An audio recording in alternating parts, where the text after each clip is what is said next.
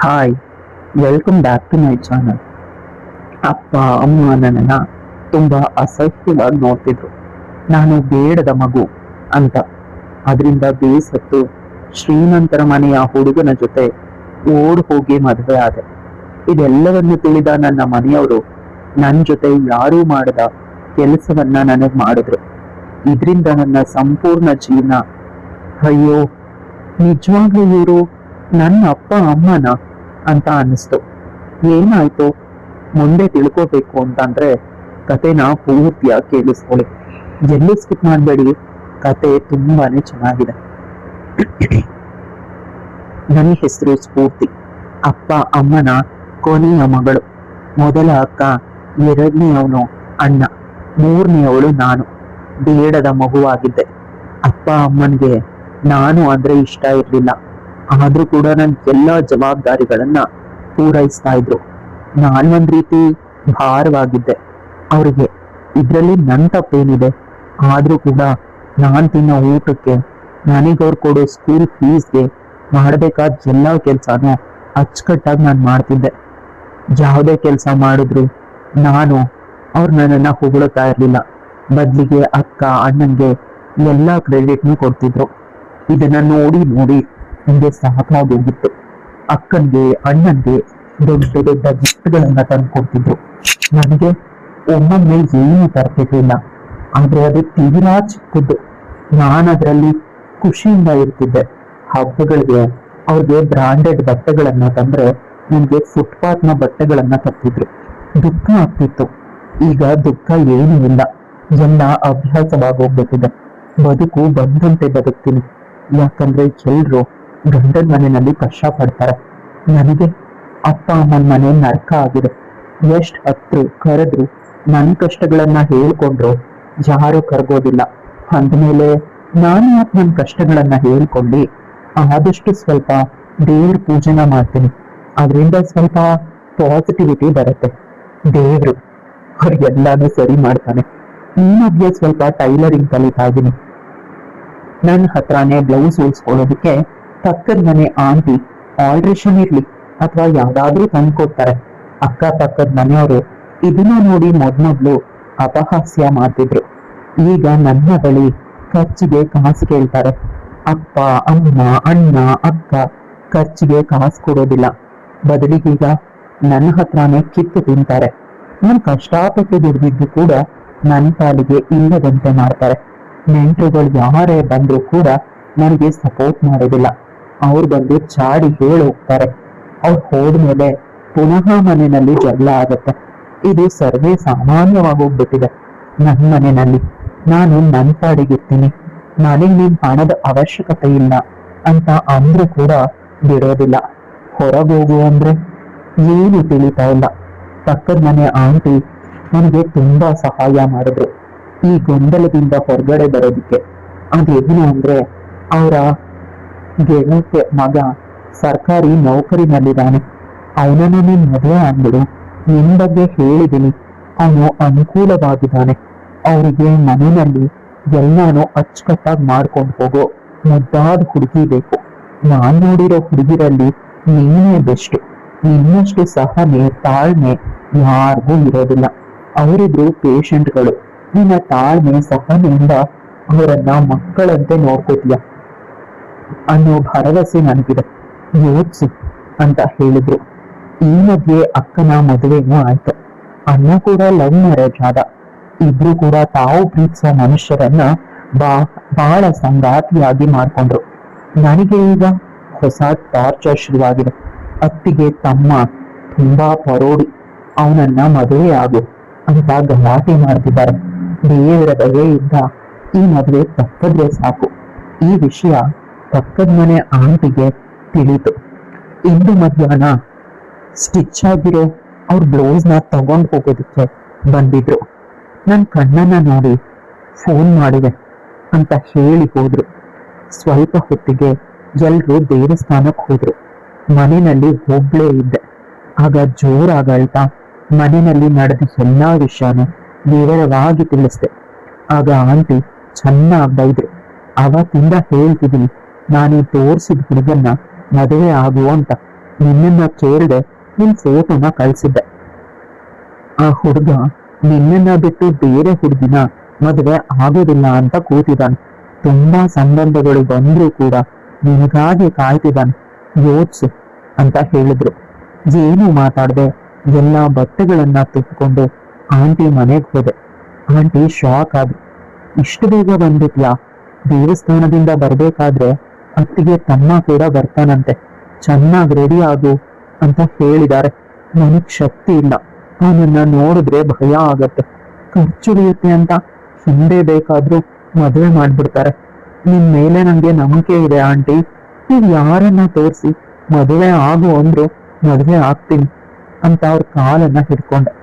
Aunty ಫೋನಲ್ಲಿ ಯಾರ ಜೊತೆನೋ ಮಾತಾಡಿ ನನ್ನನ್ನ ಚೆನ್ನಾಗಿ ರೆಡಿ ಮಾಡಿದ್ರು. ಅವ್ರ ಸೀರೆನ ಉಡ್ಸಿದ್ರು, ದೇವಸ್ಥಾನದ ಬಳಿ ಕರ್ಕೊಂಡು ಹೋದ್ರು. ಅದು ತುಂಬಾ ಹಳೇ ದೇವಸ್ಥಾನ. ಸ್ವಲ್ಪ ಹೊತ್ತಿಗೆ ಕಾರಿಂದ ಯಾರೋ ಇಳಿದ್ರು. ಅವರನ್ನ ನೋಡಿ ನಾನು ಶಾಕ್ ಆದೆ. ಹುಡುಗ ತುಂಬಾ ಸುಂದರವಾಗಿದ್ದಾನೆ. ನಾನು ಅವನ ಮುಂದೆ ಏನೂ ಅಲ್ಲ. ಅವನನ್ನ ತುಂಬಾ ಸಲ ನೋಡಿದ ಹಾಗಿದೆ. ಎಲ್ಲಿ ಅಂತ ತಿಳಿತಿಲ್ಲ. ಅವ್ರ ಅಪ್ಪ ಅಮ್ಮಂಗೆ ಸ್ವಲ್ಪ ಜಾಸ್ತಿ ವಯಸ್ಸಾಗಿದೆ. ಅವರನ್ನ ಕೆಲಸದವರು ಕರ್ಕೊಂಡ್ ಬರ್ತಿದ್ದಾರೆ.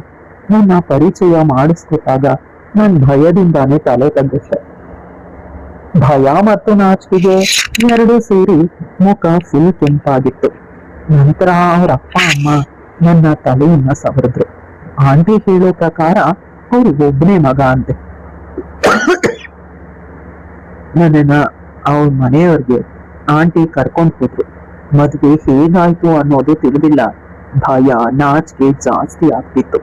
ಅಪ್ಪ ಅಮ್ಮನಿಗೆ ತಿಳಿದ್ರೆ ಏನ್ ಮಾಡ್ತಾರೆ, ತುಂಬಾ ಟೆನ್ಷನ್ ಆಗ್ತಿತ್ತು. ಹೇಗೋ ಮದುವೆ ಆಗೋಯ್ತು ಚೆನ್ನಾಗಿ. ನಂತರ ಆಂಟಿ ನನ್ನನ್ನ ಅವ್ರ ಮನೆಗೆ ಕಳಿಸಿದ್ರು. ನಾನು ಭಯದಿಂದ ಅವ್ರ ಕೈನ ಹಿಡ್ಕೊಂಡೆ. ಎದುರುಬೇಡ, ಅವರು ನನಗಿಂತ ತುಂಬಾ ಒಳ್ಳೆಯವರು, ಚೆನ್ನಾಗಿ ನೋಡ್ಕೋತಾರೆ ನಿನ್ನನ್ನ. ನಾನು ಮನೆಗೆ ಹೋಗದೆ ಹೋದ್ರೆ ಈಗ ನಿನ್ನ ಮನೆಯವರಿಗೆ ನನ್ನ ಮೇಲೆ ಡೌಟ್ ಬರುತ್ತೆ ಅಂತ ಹೇಳಿ ನನ್ನ ಕೈನ ನನ್ನ ಗಂಡ ವಿಕಾಸ್ನ ಕೈಗೆ ಕೊಟ್ರು.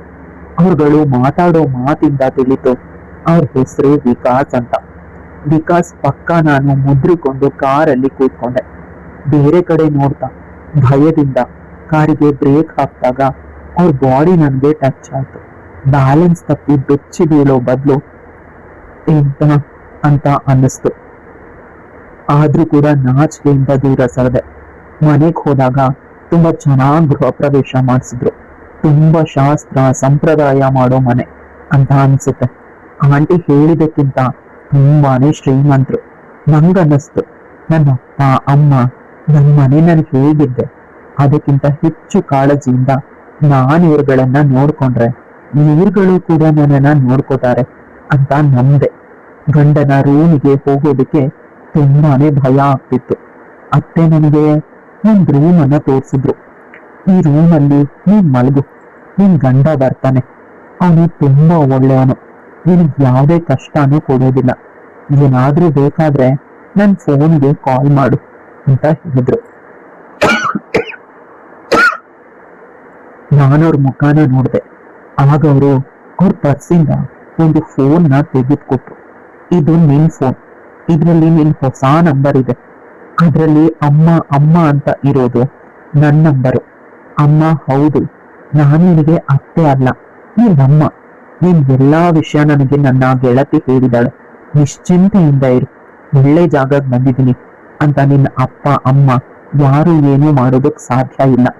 ಯಾಕಂದ್ರೆ ನನಗೆ ಪೊಲೀಸ್ ಕಮಿಷನರ್ ಗೊತ್ತು, ಅವ್ರಿಗೆ ತುಂಬಾ ಇನ್ಫ್ಲೂಯೆನ್ಸ್ ಇದೆ.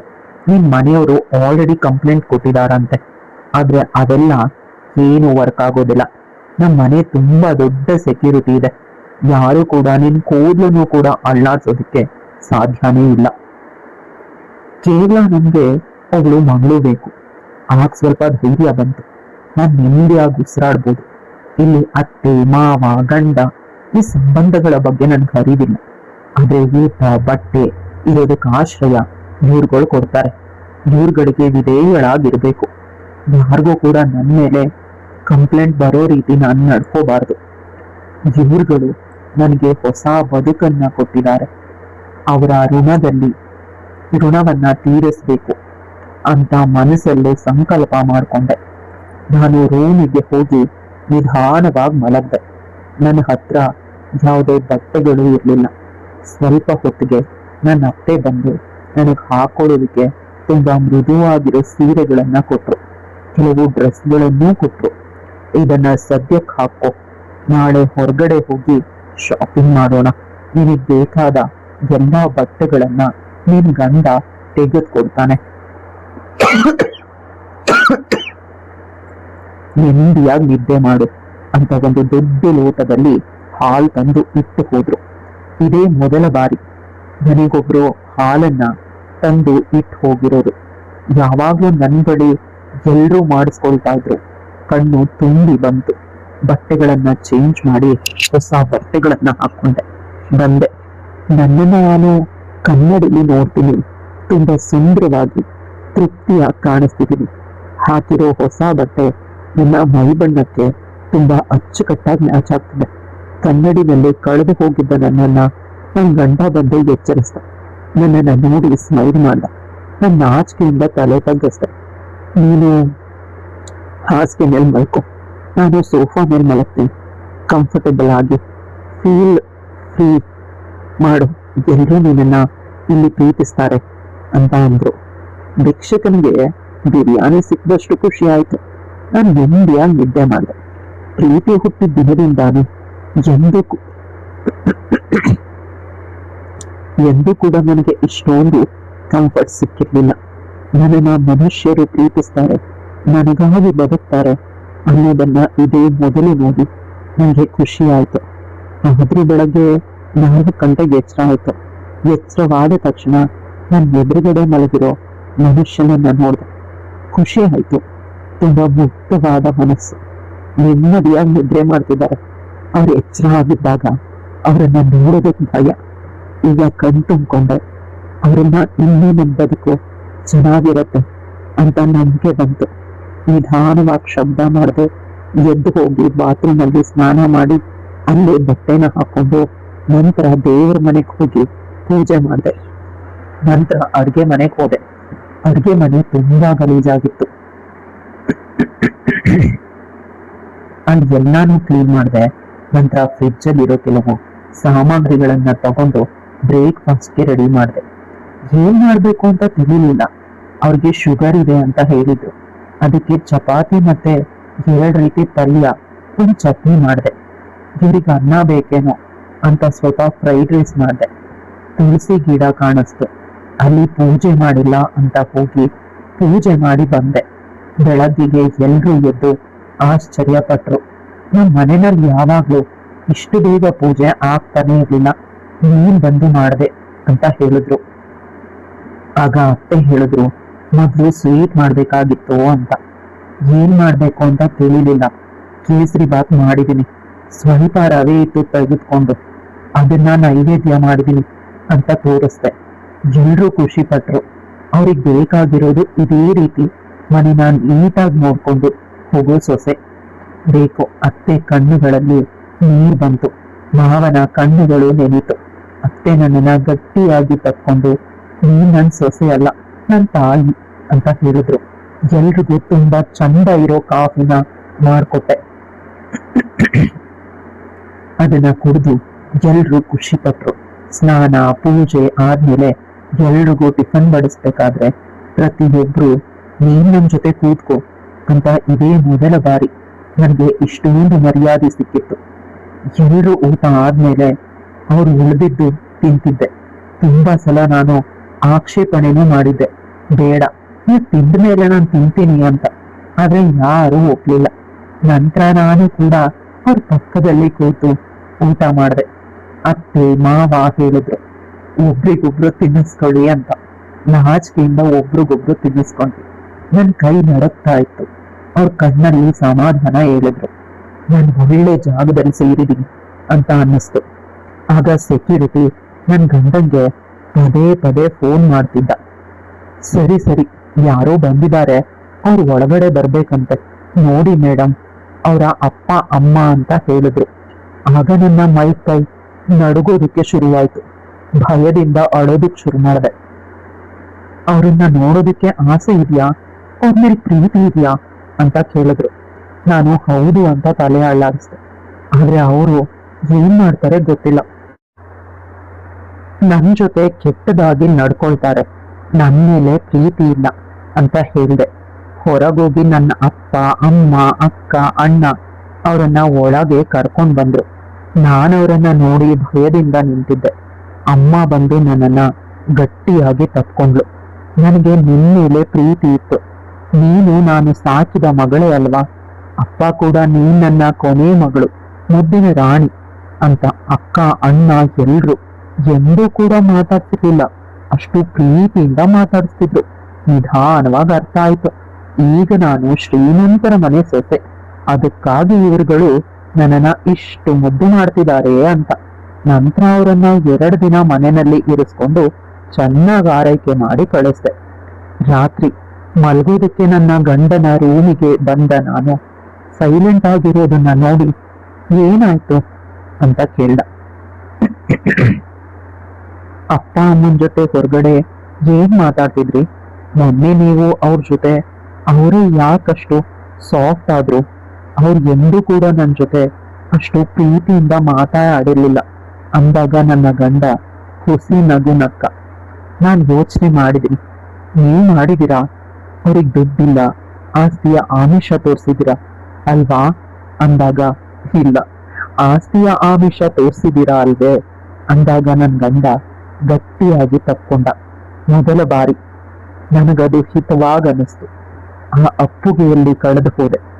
ನನಗ್ ಸರಿಯಾದ ಹೆಂಡತಿನೇ ಸಿಕ್ಕಿದ್ಯಾ, ನನ್ನನ್ನ ಎಷ್ಟು ಅರ್ಥ ಮಾಡ್ಕೊಂಡಿದ್ಯಾ, ನಿನ್ನ ಅಪ್ಪ ಅಮ್ಮನ್ಗೆ ಒಳ್ಳೆ ಏರಿಯಾದಲ್ಲಿ ಫ್ಲಾಟ್ನ ತೆಗೆದುಕೊಡೋ ಪ್ರಾಮಿಸ್ ಮಾಡಿದೀನಿ, ನಿನ್ನ ಅಕ್ಕ ಅಣ್ಣನ್ಗೂ ಅಷ್ಟೇ ಏನಾದ್ರೂ ದುಡ್ಡು ಕೊಡ್ತೀನಿ ಅಂತ ಹೇಳಿದೀನಿ. ಅದಕ್ಕೆ ಅಷ್ಟೊಂದು ಪ್ರೀತಿ ನಾಟಕ ಆಡ್ತಿದ್ರು, ನಾಟಕ ಆದ್ರೂ ತುಂಬಾನೇ ಚೆನ್ನಾಗಿತ್ತು ಅಂತ ಹೇಳಿ ನಾನು ಅವರನ್ನ ಗಟ್ಟಿಯಾಗಿ ತಪ್ಕೊಂಡೆ. ಅವರು ತುಂಬಾನೇ ಖುಷಿ ಪಟ್ರು. ಇವತ್ತು ನಾವಿಬ್ರು ಮೊದಲ ರಾತ್ರಿ ಮಾಡ್ಕೊಳ್ಳೋಣ ಅಂತ ಕೇಳಿದ್ರು. ನಾನು ಏನು ಮಾತಾಡ್ದೆ, ಅವ್ರ ತುಟಿಗಳಿಗೆ ಮುತ್ತನ್ನ ಕೊಡೋದಕ್ಕೆ ಆರಂಭಿಸ್ದೆ. ನಮ್ಮಿಬ್ಬರ ಹೊಸ ಜೀವನ ಆರಂಭ ಆಯಿತು. ಕತೆ ಇಲ್ಲಿಗೆ ಮುಗಿಯುತ್ತೆ. ಕತೆ ಇಷ್ಟ ಆಗಿದ್ರೆ ಲೈಕ್, ಶೇರ್, ಕಮೆಂಟ್ ಮಾಡೋದನ್ನ ಮರಿಬೇಡಿ. ಇಂತಹ ಇನ್ನಷ್ಟು ಇಂಟ್ರೆಸ್ಟಿಂಗ್ ಕತೆಗಳಿಗಾಗಿ ನನ್ನ ಚಾನೆಲ್ನ ಸಬ್ಸ್ಕ್ರೈಬ್ ಮಾಡ್ಕೊಳ್ಳಿ.